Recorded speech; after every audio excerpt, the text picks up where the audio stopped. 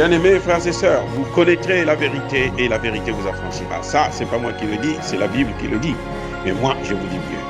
Vous connaîtrez la vérité historique, notamment celle de vos ancêtres kémites, et vous aurez une vision globale de ce que c'est que la vraie souveraineté politique. J'ajoute, vous reviendrez à la spiritualité africaine ancestrale et vous comprendrez les enjeux de l'indépendance économique. Et pour terminer, vous accepterez votre identité culturelle kémite et vous obtiendrez deux choses. La première, c'est la paix. La seconde, c'est le développement, à une condition. L'unité de toute l'Afrique noire, l'unité de tous les Noirs du monde entier. Otep à tous. Bienvenue sur la chaîne des panafricanistes par essence, par conviction et par excellence. Celle des citoyens kémites par nécessité et obligation de combat. Nous sommes une chaîne qui n'est guidée que par nos ancêtres et rien que par les ancêtres qui appartiennent à l'égrégore du monde noir. Par conséquent, nous ne croyons en aucun Dieu venu de l'étranger. Toutefois, cette vidéo n'est aucunement destinée à inciter à la haine ou à la violence, car nous menons un combat qui est d'abord et avant tout spirituel, intellectuel et démocratique. Ensuite, il est politique, géopolitique et géostratégique, contre l'impérialisme, le colonialisme, le néocolonialisme et l'endocolona, qui sont tous qualifiés de crimes contre l'humanité. Nous menons ce combat sur la base du principe fondamental que nous avons hérité de nos ancêtres kémites, qui est celui de la Mahat, c'est-à-dire solidarité, vérité et justice. Vous êtes donc en droit de connaître la vérité et nous avons l'obligation de vous dire la vérité, rien que la vérité, afin que justice soit rendue au continent africain. Et ça, c'est notre modeste contribution dans cette noble lutte en faveur de la souveraineté, la dignité, la solidarité et l'unité africaine. C'est exactement ça que nous appelons le panafricanisme. Bien-aimés frères et sœurs, le Burkina Faso vient de prendre une décision pertinente et courageuse. Eh oui, le Burkina Faso est maintenant sur la voie de l'affirmation de la souveraineté. Pourquoi je dis ça? Eh bien, le président Traoré a décidé d'expulser, ou plutôt réellement, il a demandé à la France de rappeler son ambassadeur Luc Alade. Ce criminel, ce mercenaire, ce voyou qui est venu en Afrique pour déstabiliser encore les pays africains. Luc Alade, c'est un Français militaire. Il a passé 9 ans dans les services militaires français en Outre-mer. Donc il est habitué déjà à travailler avec les Noirs et à se passer pour le supérieur qui gouverne. Après, il est passé aux îles Comores.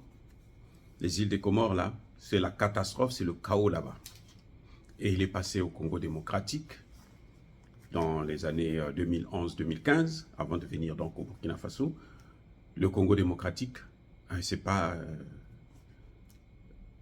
mieux qu'ailleurs, puisque le Congo démocratique est aussi victime de la déstabilisation occidentale du continent africain. Donc, M. Luc Alade est rappelé. On demande qu'on le rappelle. Pour nous, c'est une expulsion, en quelque sorte. C'est une expulsion polie. Hein? C'est avec politesse, avec sagesse.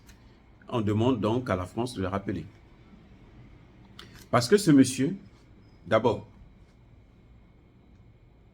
le 5 juillet dernier, il est passé devant le Sénat français pour dire que ce qui se passe au Burkina Faso, ce n'est pas du terrorisme. Il n'y a pas de terroristes qui sont venus au Burkina Faso, qui veulent occuper le territoire, qui massacrent les gens. Non, il dit c'est une guerre civile. Même un fou ne raisonnerait pas comme ça. Il faut être plus bas que terre pour avoir de telles idées.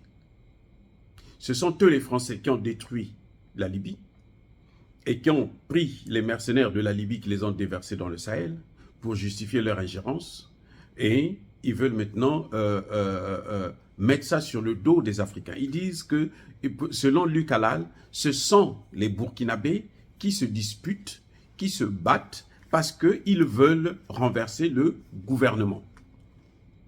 Ce qui est faux, archi faux. C'est tellement malhonnête pour un ambassadeur de faire une telle déclaration. C'est une crise endogène. Ce sont les Burkinabés entre eux qui s'entretuent. Ce n'est pas des terroristes. Il n'y a pas le terrorisme là-bas. Il y a une guerre civile. Comme si ça ne suffisait pas comme gaffe, comme crime, M. Luc Halal fréquentait les terroristes. Eh oui, il est en liaison avec eux. Pourquoi je dis ça?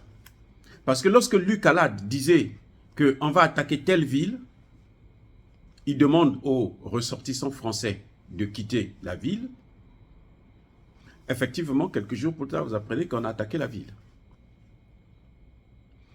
Comment pouvait-il avoir des informations que le gouvernement burkinabé n'a pas? Vous allez me dire que c'est les militaires français qui sont là, ou bien les militaires américains, parce qu'il y a aussi des Américains qui sont au Burkina Faso, hein, ne vous leurrez pas. Que l'opération, les soldats, les mercenaires de l'opération Sabre, ce sont eux qui lui donnent l'information. Mais pourquoi ces mercenaires-là, qui travaillent avec le gouvernement, ne donnent pas ces informations au gouvernement pour que le gouvernement puisse prendre des dispositions pour protéger ces populations, ces villes? Ils préfèrent donner ça à l'ambassadeur qui rappelle ses ressortissants et puis qui laisse bombarder, attaquer la ville. Comment vous expliquez ça? C'est ce que faisait la dame Barbara Mansi, celle qui vient d'être expulsée du Burkina Faso, la représentante de l'ONU au Burkina Faso. Vous voyez, c'est que c'est incroyable que ces gens puissent passer leur temps à vouloir déstabiliser le continent africain, les pays africains. Luc Halal se permettait, écoutez bien, il se permettait de mettre des populations en conflit. Parce que eux, avec Emmanuel Macron, ils ont trouvé qu'il faut que ce sont eux qui doivent protéger les Peuls en Afrique. Ce qu'ils ont oublié, c'est que les Peuls, il y en a dans toute l'Afrique, c'est tout, sur tout le continent africain. En tout cas en Afrique noire. Dans tous les pays là. Jusqu'en Afrique centrale. Les Peuls, vous les avez partout. Donc ils vont aller dans tous les pays, ils vont protéger les Peuls. Il se passait, c'est-à-dire que pour lui, il fallait mettre les conflits, les populations en conflit, les communautés en conflit. C'est ça les raisons fondamentales. Donc, M. Luc Halal, en fait, ce n'est pas un ambassadeur. Ça, c'est le titre. Mais c'est un terroriste. C'est un terroriste, aussi simple que ça. Puisqu'il travaille avec les terroristes pour tuer des Burkinabés, c'est un terroriste. Et donc, nous saluons la décision du gouvernement de M. Traoré. Nous saluons, nous sommes très contents, nous le félicitons. Nous savons que ce n'est pas aussi facile que ça. C'est très très dur. Surtout depuis que son Premier ministre est parti en Russie, les choses ne vont que se durcir. Mais il est sur la bonne voie. Alors, c'est ça ce qu'il fallait faire. Maintenant, ce qui reste, c'est faire partir maintenant les soldats de Sabre et changer la monnaie. On va voir qu'est-ce que Emmanuel Macron va faire. De toutes les façons, le gouvernement a fait la demande. Si Emmanuel Macron ne respecte pas, ne rappelle pas son ambassadeur, on lui donne une chance, une petite chance. C'est d'envoyer un autre ambassadeur pour remplacer celui-là. Et j'espère qu'il ne commettra pas encore cette erreur d'envoyer un militaire à la place d'un diplomate. Parce que Luc Halal n'est pas un diplomate. Eh oui, un diplomate est tenu par un certain nombre d'obligations, parmi lesquelles le devoir de réserve. Un diplomate ne peut pas se permettre de s'adresser à une population dans le pays hôte sans avoir l'autorisation des gouvernants de ce pays, du président du gouvernement. C'est ce que Luc Alade faisait. Il se permettait de gérer le Burkina Faso, quoi. Il s'adresse à la population directement, sans avoir besoin de passer par l'État. Il se déplace comme il veut, il va dans les villes, il va dans les villages, c'est pas son problème. Donc voilà les raisons fondamentales qui justifient que ce monsieur doit partir.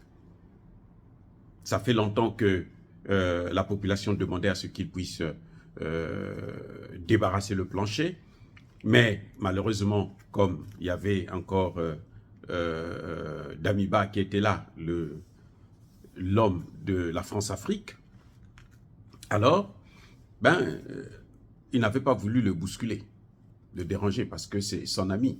Il était là pour aider justement Luc Alade à continuer à faire ses sales besognes, de tuer des populations, de massacrer et de alimenter la crise, de mettre l'huile sur le feu afin que le Burkina Faso puisse être dans le chaos total pour justifier leur ingérence et piller le pays.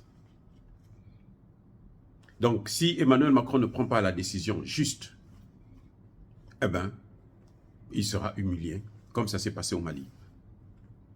Cet ambassadeur sera purement et simplement expulsé. Mais pour l'instant, la lettre a déjà été signée par le président Traoré en personne.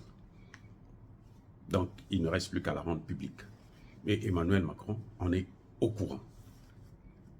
Dire cela, c'est inciter à la haine ou à la violence? Non. Je reviens encore une fois de plus, il n'y a pas colère vers Yamaleb. Et je persiste et je signe. En ce mois de janvier où on doit présenter les vœux, je vous souhaite une meilleure année. Pour ceux qui n'ont pas eu l'occasion d'écouter mes précédentes vidéos. Et je demande à ce que le Dieu des Kémites puisse vous bénir tous et abondamment. Mais que tous ceux qui persécutent le continent africain, tous ceux qui persécutent le Burkina Faso, tous ceux qui pillent le continent africain et le déstabilisent, puissent être maudits, punis, écrasés, effacés, neutralisés, qu'ils soient noirs ou qu'ils soient blancs, par le Dieu des Kémites et par nos ancêtres angélisés. Vive l'Afrique éternelle. J'ai dit et j'assume.